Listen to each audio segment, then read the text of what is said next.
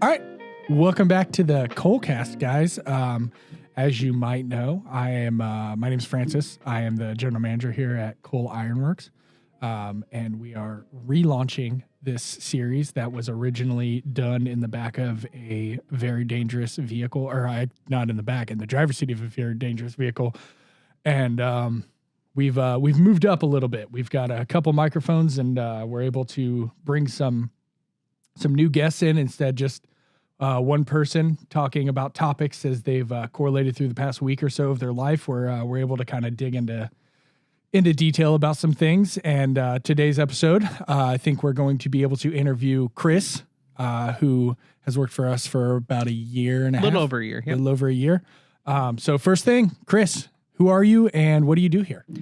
I'm Chris. I'm actually our inventory and purchaser now. I started out as a assembler and came in and jumped through a couple hoops and went through the controller building, and then I went to inventory and purchasing. Okay. So you actually started before I did. So walk us through what made you want to come here? Why did you come here? How did you get the opportunity to come work here? Because that's kind of a neat story too. Yeah. Actually, we both kind of have the experience of knowing the guys before the whole thing started. You were very close with Nathan. I was really close with Andy and David. And honestly, the way I came here was I was kind of looking for a job, and I was taking my kid over to the old shop, to the shop that I work out of, to teach him how to blacksmith. And we were just going over there to play, to kind of hang out and stuff. And was that Vic's shop? Vic's shop. Yep. Okay. And the funny thing was we played and stuff, and there was actually a chalkboard in there that actually had Andy and Nate and David's old hours on it. And I was making fun of it because the hours were a little different between the guys and the amounts. And then I walked outside actually, and I was just checking my Facebook, and a hiring sign came up for Cole. And I was like, and I looked at my wife and was like, do you think I should try this? And she was like, I don't care, do whatever you want. So I messaged the page, with the hiring page, and I said, hey, I hope this gets to Nate. This is after Andy passed. I was like, I don't know if you know me or not. We met once before, but I was friends with Andy and David and blah, blah, blah. And just kind of, I didn't know if I could come in and maybe talk to you. And he was like, yeah, come on in sometime and talk to me next week. I'm like, oh, well, when? And he was like, Tuesday. And I'm like, when Tuesday? He's like, I don't care. And I'm like, I don't Very work like Nathan that. Fashion, Yeah. I was like, I don't work like that. I got to just show up. time. Stop asking me questions. So I told him, I was like, okay, what about like 10 o'clock? That way you can have time to get done with your morning meetings, because I didn't know how those worked or anything here. And then that way you might can have been a little too soon based Right. off of the Right. morning meetings back then. Yeah. Yeah, but I came in and honestly, I talked to him, and he was like, hey, what do you like doing? What are you doing? And I remember I kept saying, I don't know if I fit. And he finally goes, what do you mean by that? You keep saying that. What do you mean by that? And I told him, I'm like, I'm not like Mr. Handy. I didn't do a lot of tools and things like that. And his response was, dude, I can teach you all that. As long as you show up to work, I don't care. And I'm like, I got that. Yeah. So, and then it was a thing to work. And he's like, when you want to start? Tuesday? Cool. Come on in. Yeah. And it was very, very quick. So you met Andy and David through being their youth group leader or youth pastor. I don't know the technical. Yeah, they came to the youth group. It was a really big youth group. It was one of the biggest youth groups in Indiana. We had 931 kids a week.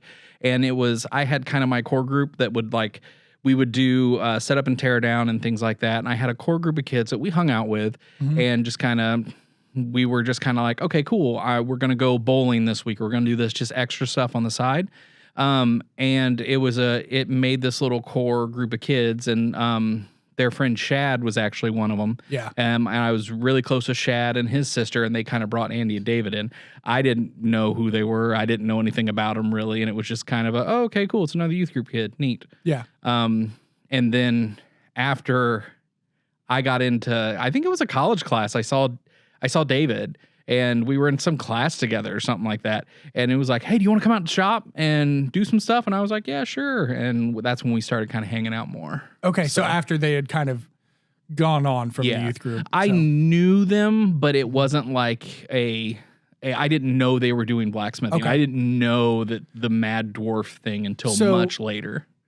You have a very good relationship with Vic. Oh, yeah. We kind of started all the bubblings of Cole Ironworks started at Vic's shop. Yep. One thing that I don't think I've ever been able to ask you is, did you introduce them to Vic? Is that how they got hooked up with Vic? Yeah, actually, the funny thing was Vic. The way I met Vic was through his son.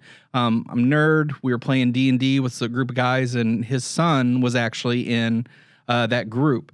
And we hung out and everything, and I was a big World of Warcraft kid and everything like that. And I made the joke one day of saying, I'm going to be a blacksmith. I'm going to learn how to blacksmith because I was seriously going to look for it. And out of nowhere, Dieter goes, dude, my dad can teach you how to do that. And he does that. Yeah. And I was like, what? And so Dieter introduced me to Vic. Went out to his shop and started hanging out. Unfortunately, it wasn't the blacksmithing I wanted because it wasn't swords and knives and things like that. It was, hey, we're going to make S-hooks and we're going to make pot hangers and things like that, like old school traditional. Unfortunately, the things that sell. Right, exactly. Yeah. And so we started doing that. And that's when I started going out and hanging out with David and them. We made a knife the first time I went and hung out with them. And Dave was like, holy crap, that's really straight. That's a good job. Cause we just did some little knife. And I was like, yeah, with the straight lines and little bit of curves and stuff, I can do that. That's fine. And I mean, I think it was a lot of first time. Hey, I like hanging out with you. You're doing a great job. Champ. Yeah, exactly. 100%. Cause to this day, I still say, I'm going to make something. And I go, David, fix it and make it pretty. And so we did that. And then they were having a hammering, and I was like, Vic, come down and meet these kids. And then they would come down, and Vic doesn't know a stranger. Vic is very much a teacher mentality. Absolutely. And he's one to where he's like, hey, I want to be involved in this. I want to hang out. Let's do this stuff. And that's where, and Andy and David, that's where they kind of met Vic through me. So obviously then Andy and David kind of move on. They do Mad Dwarf. Yep. Meet Nathan.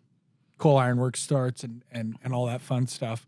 I want to go back to what you said about being into D&D and how that made you interested in being a blacksmith, because I think a lot of times, my history within literally almost anything working with my hands is being absolutely shocked that you're just allowed to go do it, right? So I remember the first time I lit a forge with Nathan, I stood there for probably 30 seconds and was like, is someone going to come tell us to stop?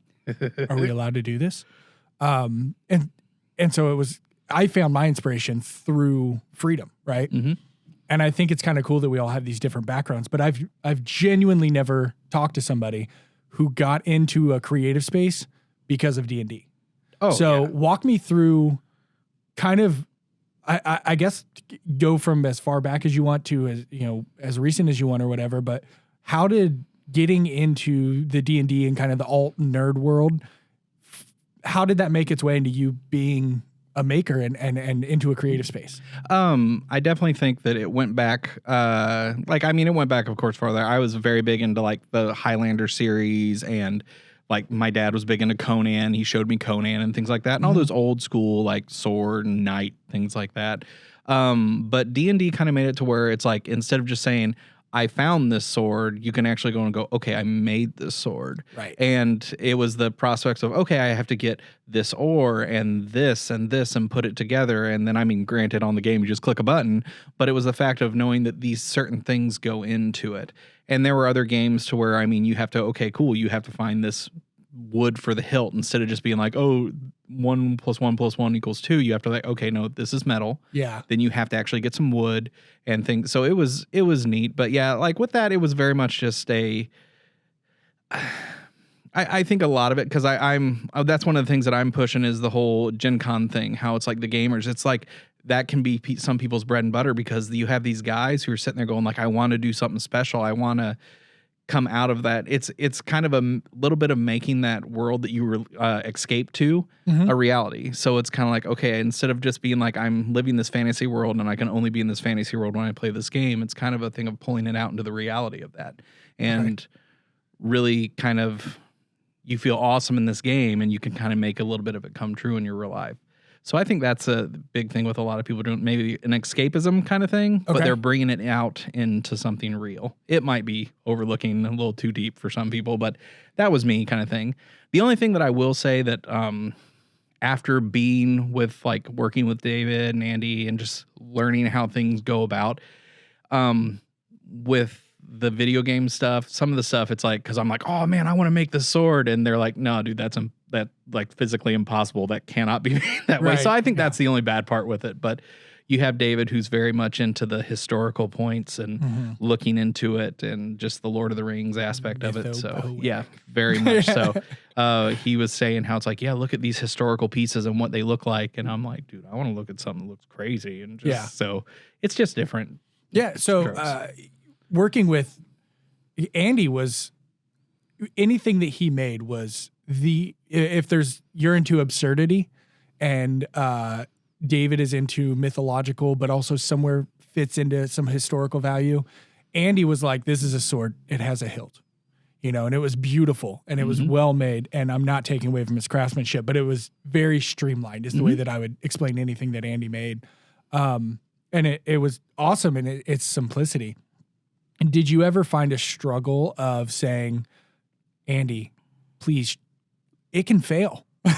David, it can look weird. I just want to try it. Because both of those guys, in my experiences, have been wholly supportive of whatever. Andy would be like, yeah, it'll fail. That's not going to work. But let's go do it. And David's going to hype you up and then try to make it work and find a way to make it work. What did you have any experiences where they were just like, no, we're not going to do that? Not really, because that's kind of one of the big things with Andy and both David, actually, that I've noticed is, like, they can have, like, especially like when I was with Andy, because Andy had, I mean, you remember the Hershey rings that they had. He would have so much work to do, man, and he'd be so behind. But if you say, hey, would this work? And he goes, I don't know, let's go. And I mean, you just run along with it. Yeah. And I will say, though, that I mean, like, I think sometimes, like, the word of I just want to try it comes into play, because that actually happened a few months ago when I started working here, and I started I was going to make my first knife. I had a friend that I was like, hey, he gave me this bronze gear, and this was 10 years ago. I mean, it was forever ago. And I was like, I'll make you a knife out of it.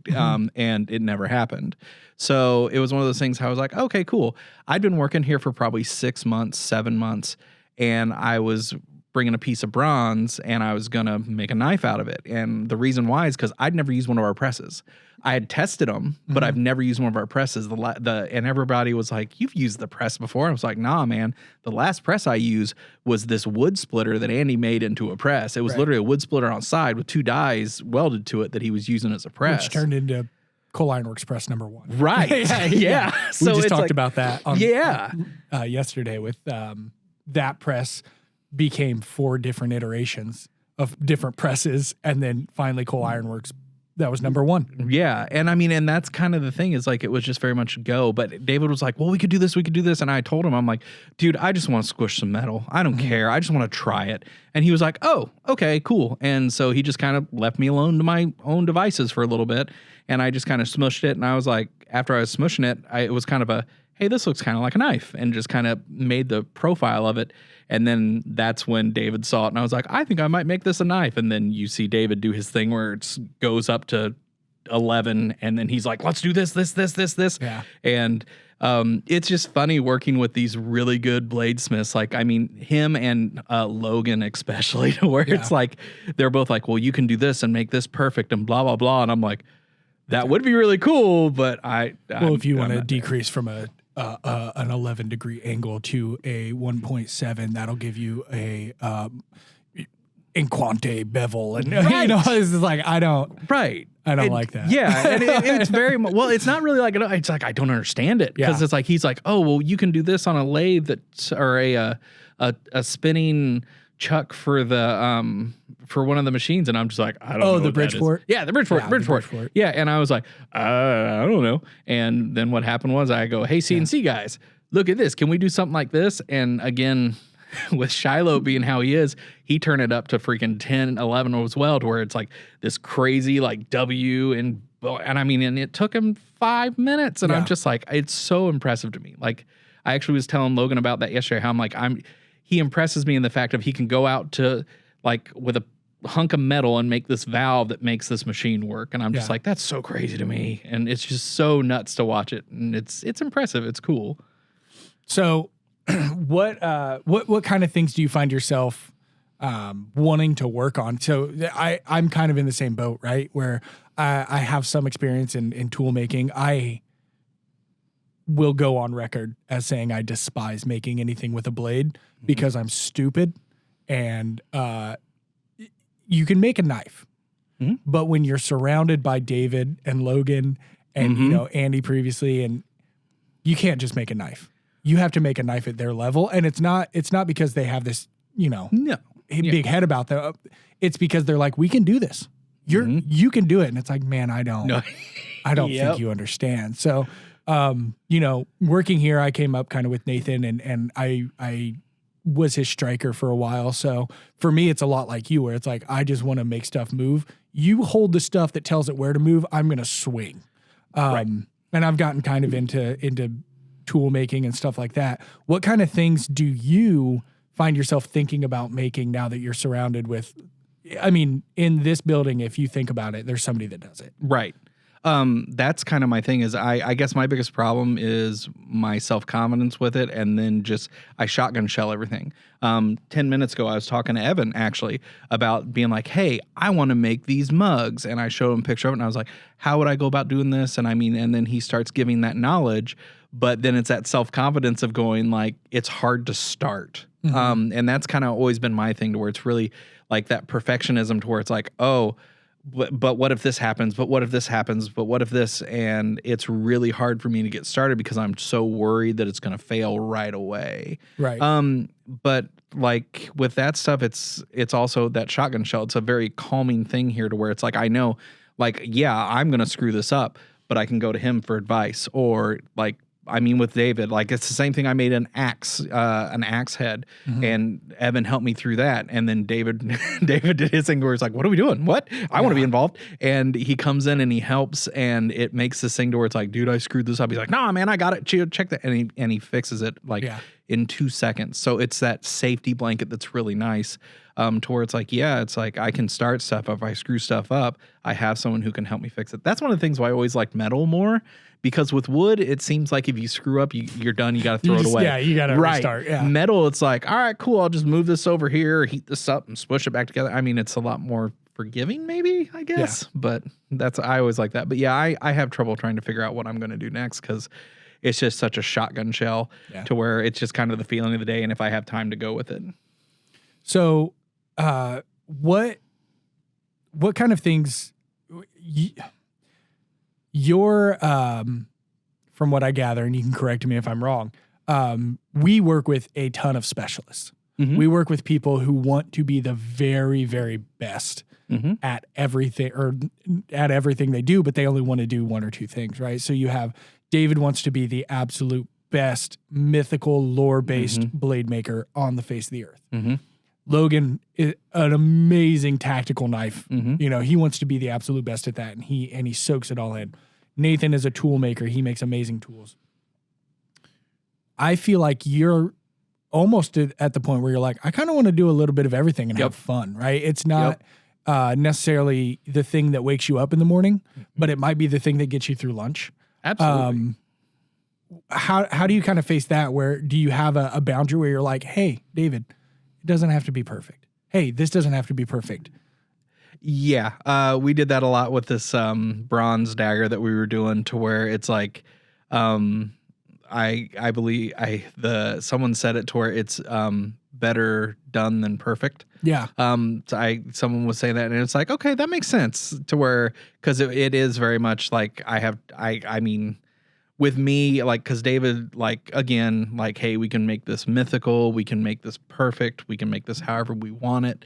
He did a thing to where we put it in ammonia, in a bucket of ammonia, just hanging there, and it made it to where it turned this blue kind of rusty color. Yeah. And then we did a has the same effect of like keeping pennies in your pocket, right? That kind of protective film. Right, yeah. And then we sprayed it with a clear coat to kind of hold it all in. And I mean, it came out gorgeous. It looked like something that was should be in a museum. It looks like marble. Right, yeah, exactly. It's really cool. Crazy. But and then it's like it was one of those things how it could go more. And then Dave was like, hey, we can do this. And I'm like, dude, I got to get this to this guy. It was supposed to be a Christmas present. It's already 2 months late. So it was very much 10 years and 2 months. Right. Yeah. 10 years and 2 months is very, very accurate. So it was a thing. Yeah. Sometimes I would definitely say it's hey, I'm not at your level. Let's keep it to where this is already 10 times better than I could ever do alone. Yeah. Let's go ahead and just put it out and push it. Okay. So I think one thing that makes blacksmithing and blade working kind of seem unattainable a lot of times is it takes a really passionate person to do it in the very beginning, at the forefront. When you think about, setting up a forge and buying the right hammers and getting all the tooling collected, that's not something you just go to a flea market and you're like, oh, build your own forge kit. Let's get going. So you initially start with somebody who's extremely passionate about even a trial of figuring out if they can do it. And then in order for you to learn from them, they have 5 to 75 years of doing it.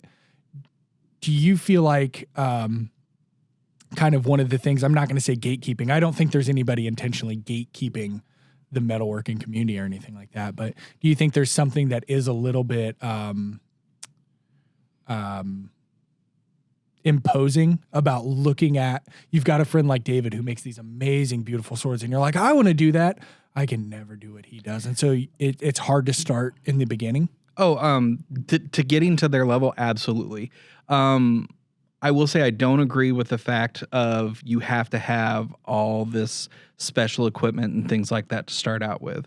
Because, I mean, even Andy and David at their place, the first forge they had was a wood-burning stove with a vacuum cleaner attached to it. Yeah. So, and my first anvil that I had at my house that I was working with was about a foot-long piece of railroad. Just that metal railroad that you found.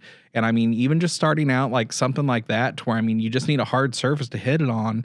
The startup, I don't think it's the hardest part. I think is taking the jump. Now, if you want to get into these technical stuff and how to hit it and everything like that, and I mean, yeah, you absolutely need to have that someone to come teach you. But I guess I didn't know much about the gatekeeping stuff because, like I said, with Vic, he was absolutely an open book. What do you want to do? Let's make it happen. He introduced me to the IBA guys, which was just a whole bunch of old dudes hanging out in a barn. Like the first 40 minutes of that thing is drinking coffee and waiting for the donuts. Donuts, yeah, right? Yeah. Yep, the donuts. The donut guy's always late. I don't know why. Yep, absolutely. And then they might work on something for an hour, maybe 2, and it's like, and it's just so chill, but they will tell you anything. And that's the cool thing is like, I mean, like Vic and like David and honestly, Andy was always to the thing where it's like, oh, you want to try this? Here, I got this for you. Oh, just yesterday, we were talking about one of our guys wanting to make a knife, and I was trying to dye this wood for him, and David was like, dude, I got some red wood down here. It's actually made that way. It's just how it's made. Here, I'll give it to him. And it's like, that very giving heart of wanting to do it.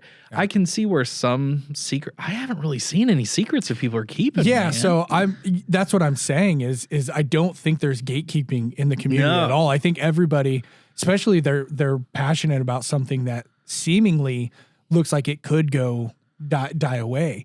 Yeah. But we have these people that are really passionate that are like, oh, you want to do this? Come do it with me. Come do it with me. Right. But the actual act itself seems imposing. Oh, absolutely. Did you have that where, I think it's, first of all, you answered the question better than I could have ever even wanted you to ask it because you reaffirmed like anybody listening. It's like, hey, if you've seen a knife that you think is cool, come make one. Right. That's how I want people to feel is if you can dream it, you can do it. And that's the cool thing about metalworking. And I don't think that there's anybody at all in my, years of being involved in different communities and stuff. I grew up in the punk scene. I've grown up in churches. I've had a lot of subcultures as part of my life. And I would say hands down, the blade working is the one that is like, 100%. come do this with me. Yeah. And specifically with knife makers. Because we're all lonely and need company with people. Specifically with knife makers, though, they're like, come, Yeah. let's do this. What more of what I was referring to is that initial like, oh, I think I kind of want to do that. Oh, I could never do that though, because I have to have this whole forge. Everybody I know that does it has a whole forge. I don't have room for that. I barely can fit my lawnmower in my car in my garage. See, I got lucky because I made a joke and somebody said, yeah, no, I got it. I got a guy. And it's like, what? So, I mean, yeah, it was very strange, like getting into it like that. But I can absolutely see that because it is it's like a hidden group. It's like a secret society of people to where, I mean, it's like, if you find somebody, it's like, what?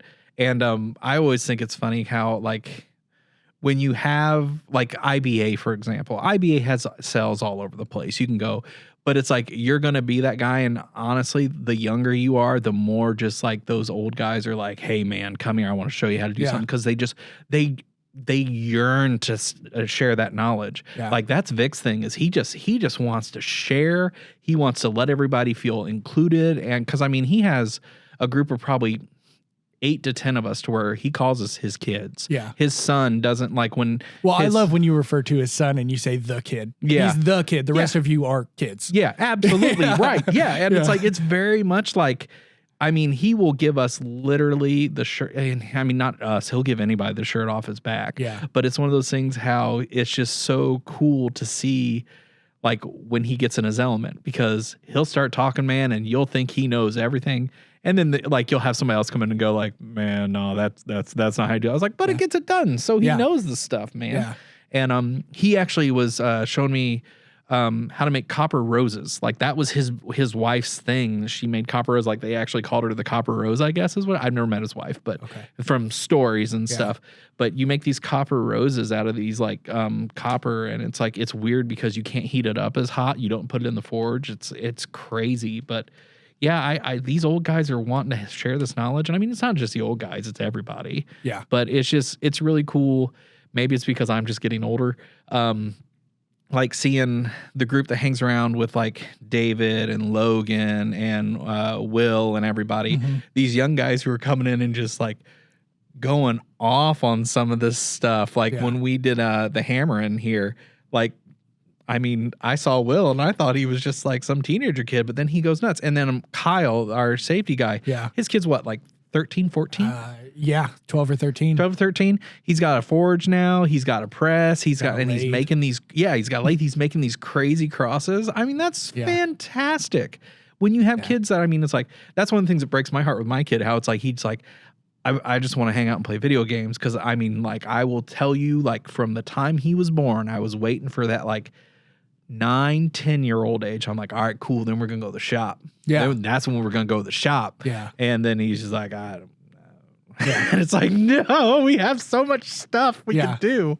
But yeah, so. I think that day will come. I think everybody. It's something that I've never met somebody that I don't want to say nobody, but 9 times out of 10, when you're like, oh yeah, like I made that, they've got questions. Yeah, right. And it at first when you bring it up, it's not like, oh, look at this thing I did. They'll pick something up. I've got a couple knives I've made around the house or a couple things, and somebody will pick that up, and it reminds me. It brings back a fond memory of like, oh, that's actually the first knife I made with Nathan, and that antler was something that he found on his farm. And it's like I start telling the story, and they're like, wait, go back. You made that? Yeah. And they have that same feeling in that moment that I had the first time I lit a forge, where it was like, do you have an adult come tell you no? Right. You're just allowed to do that. Yeah. So, I think you and the kid will get there. I think, hopefully we can go off about society and stuff like that. But, I think it's really cool from a perspective of somebody who, you almost got drug into it. You had no options but to figure out something to do because all of your friends, somebody that you might consider a mentor in your life, it's part of who they are. Not just they're a part of the community, but they are metalworkers. They're blacksmiths. They're bladesmiths. What kind of things are you drawn to in the form of, we know what you're inspired by. You're inspired by kind of these if I can dream it, I can do it. These wild kind of outrageous things. I know in the past few months, I've seen you start with wood dyeing, with wood treating. I've seen you do leather working. I've seen you get on a laser and start laser engraving and etching. Do you think that's all stuff that you would have started doing without the background with all your friends? Or is that something that's drawn you in and you're like, wait, if I can make a knife, I can also do this, or I can get on the laser and run this program? Absolutely not. I don't think I would have at all. And to be totally honest, I don't think I would be if I wasn't working here. Again, I'm Mr. very much self-conscious, perfectionist. If I have issues doing that stuff, I have trouble getting started because I'm so worried about the failures. But that safety blanket here has kind of pushed me into it. That knife that I made, the bronze knife, was probably the first knife I've made in 10 years. That was one of the things how it's one of the things that crazily goes stale when something in your life can change and hit it and hit so hard. That was one of the things that was funny about Vic, actually, too. He had a wife who had died of cancer. Yeah. I met them when she first passed away. I never actually met her, but it was towards the end and stuff. And apparently, Dieter, Vic's kid, was like, "Hey, come see my dad," and they were showing me how to do it. And they started out with that. But what was crazy is that I didn't find out till many, many years later that Vic hadn't actually been in his shop for over 10 years because that was him and his wife's thing. And when his wife got sick, it turned into a storage unit and he hadn't done anything. So you could tell it was really hard on him because it was one of those ones to where, like, this is my wife. This is my only wife. I'm not getting married again. That's who I loved. Yeah. And you see all these crazy projects because, I mean, Vic was not he had a lot of stuff. Yeah. You have paths to get back there. Yeah. But you see all these crazy projects and they're sitting around and stuff. And you're like, "Hey man, you want to finish this?" And it would always be like, "No, that was something my wife was doing," and just very much, "No, let's move on from that." And you got to the point where it was like, but his son actually told me, he's like, "Yeah, dude, he hasn't been in the shop since mom died, since mom got sick." So it was one of those things how, again, this is me talking from the outside, and I don't know if this is true or not. I think it was kind of a healing thing for him because not only did he go from the shop of me and him doing stuff, but then also to Andy and David doing stuff. Yeah. And then he went to, okay, cool, I have these other people who are in art. Tracy was her name, would come over and they'd work on stuff. And then he got involved in the Pendleton Art Society, and he was doing stuff for them. If you drive through Pendleton right now, he has this huge, like, 20-foot tree that he made that has copper leaves on it. It's like this wrought iron tree, and then it has these copper petals all over it that he's letting he didn't put any wax or anything on them, so the oxidization makes the green coppery, and it looks amazing. It's really cool, but he was able to continue to keep doing that, and I mean, this has been, I'd say 10 years. Yeah. And I mean, it was kind of a healing process for him, how he was able to start making stuff and bringing stuff to life again. And I think that's a big part to where people, when they let it go stale, it kind of makes a callus on your heart. Because I know with me making stuff, like, that's why I'm so excited about doing stuff again, because I'm creating. And I always wanted to create stuff. Like, I wanted to make a video game for a while. Yeah. So just that creating of bringing something to life, and this is more tangible. It's cool to me. I really, really enjoy being able to make stuff. It's a healing process, I think. Yeah. So you said that you got, maybe the past 10 or so years before you started here, you were out of the shop, right? And now you're jumping back in, and you're jumping back in with, kind of the skill level of a lot of the guys that have been here for a couple years and have been around the anvil. And, do you find that there's anything imposing or anything, I'm not going to say shameful, but do you find it's weird when you're out there with the guys that are 23, 24 years old, learning to do the same things, or is it just as exciting?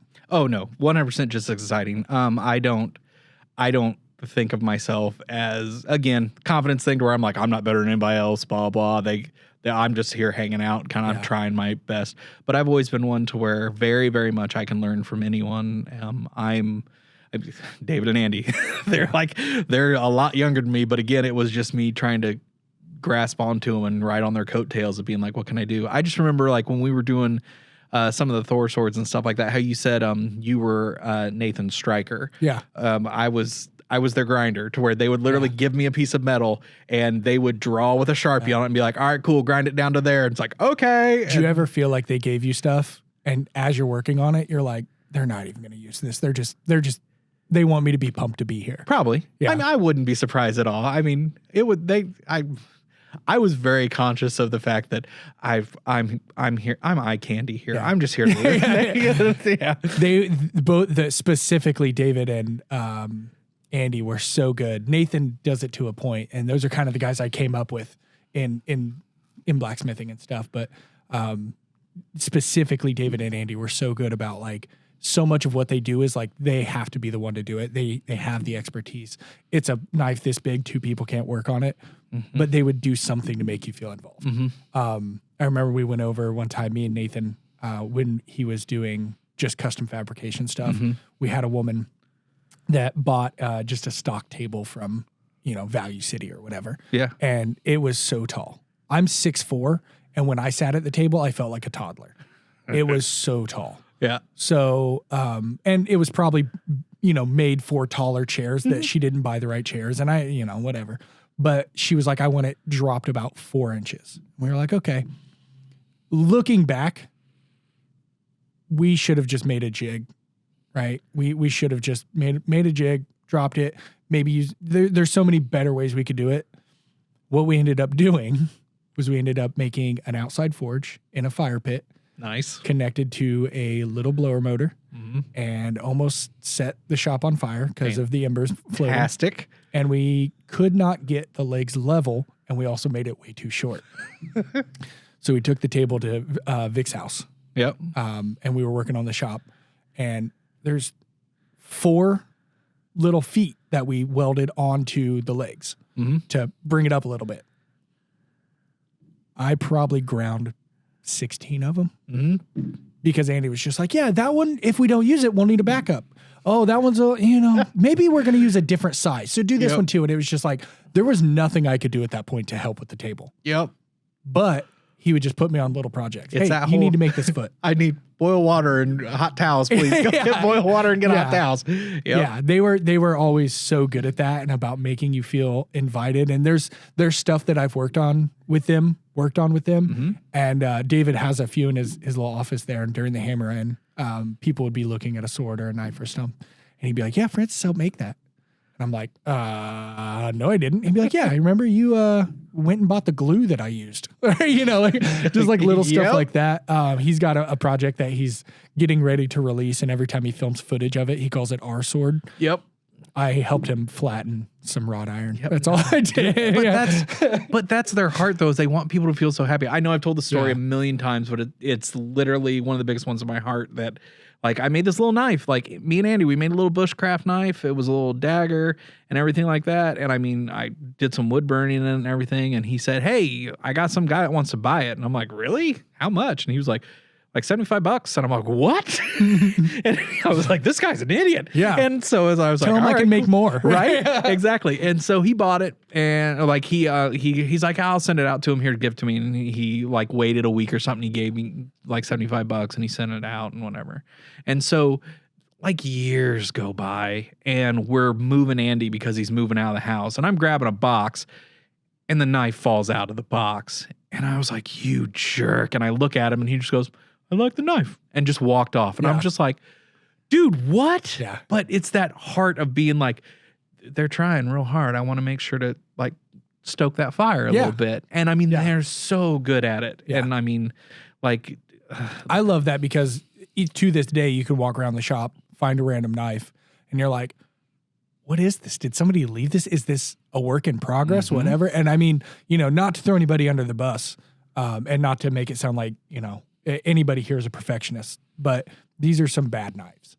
And I just found out about 2 months ago that just about every single one of them, Andy would get on Instagram, just search the hashtag blacksmith, find people with like 4 or 5 followers and buy 2 knives. Mm-hmm. And that was something that he was stoked on doing. So now we have all of these knives from people who, when you look up their maker mark on their knife and you go look at their Instagram now, they do beautiful, amazing work. And it's like, Andy was part of that, you know, and that's so cool to see his memory live on in that way and his generosity live on in that way of like, he did all these cool things that I guarantee you there's 50 other things he did on a weekly to monthly basis that we'll never find out about. No, that he did never. stuff like that. Yeah. Because he was so quiet about doing stuff like that. But all he wanted to do, like you said, was stoke that fire. But then again, I mean, and like I said, it's like, I mean, I know just from the little bit of time that I've worked with Nate too, I mean, it's very much like he's that same way, how it's like hey, go do it. Go do it. Yeah. Like I say people that we're so blessed to work here because it's like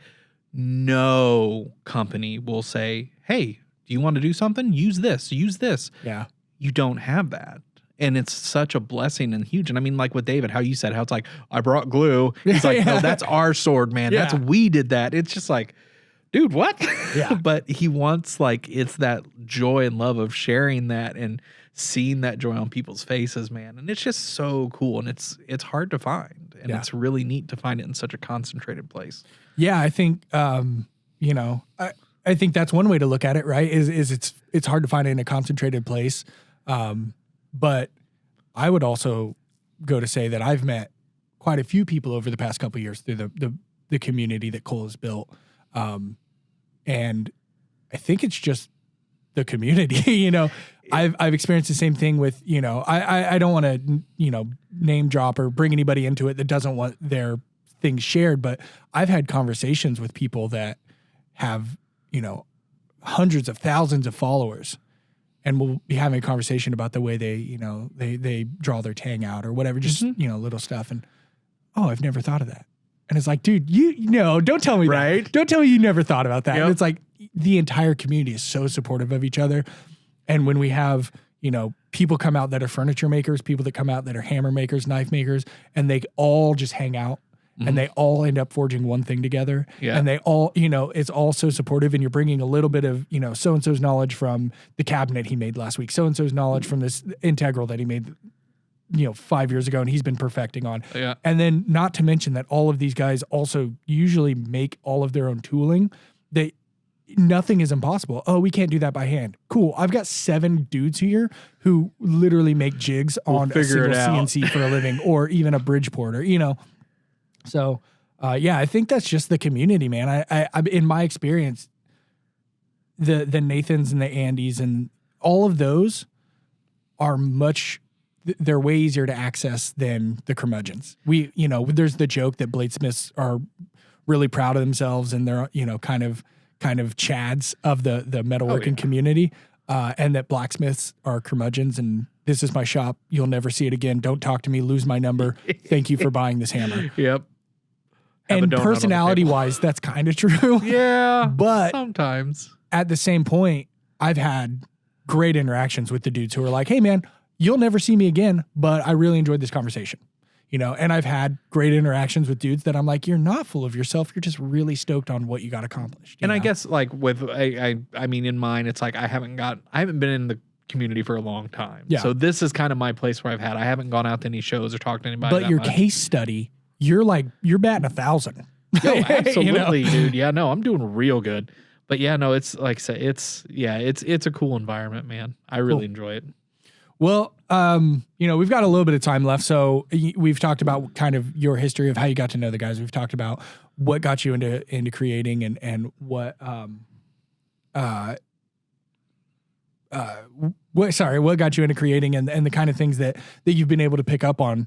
What do you have going on in the future? I know there's a few things that have kind of hooked you a little bit more than the others. What have you got coming up over the next maybe, I don't know, year or 2 years that you look forward to either diving into or becoming the expert in? Honestly, my big thing right now is honestly the laser stuff and 3D printing stuff. I'm helping, I got a laser at home that I'm working with and got some stuff here that we can kind of play with for metals and wood and plastics and things like that. So I'm learning that, kind of diving more into the custom stuff with that, where it's like, hey, if somebody wants a cool sign or if somebody wants a cutout of something, I'm working with some laser cutting and etching and things of that sort. And then 3D printing stuff. I'm helping actually David learn some 3D printing stuff, which is kind of cool. I can kind of give back to him a little bit to where I'm like, now I am the master. Yeah. But it's fun. But yeah, those are the main things I'm doing right now. I do want to continue working like on some metal stuff too. Like I was talking to Evan actually about wanting to do mugs next. It's just, again, that shotgun shell of just everything. I'm like, what's next? What next? But at home, and kind of trying to do the side gig is the laser etching and custom laser cutting and things like that, where it can be pretty much anything, whether it's on metal, like I said, metal, wood, plastic. David's given me a couple of his art pieces that I'm actually burn into some cool leather pieces to look into maybe selling. So it's a work. It's learning. It's kind of jumped into the deep end again. Okay. So learning stuff. Good. So it's an exciting time to be Chris. Yeah. No, absolutely. And like I said, just kind of learning new stuff. Cool. So awesome. Well, thank you for coming by. This is such a weird way to go out, but thank you for coming by. That's going to wrap us up. Thanks, guys, for listening to Coalcast, Coal Iron Casting, cast of coal. Check us out on the next episode, and appreciate your time coming out.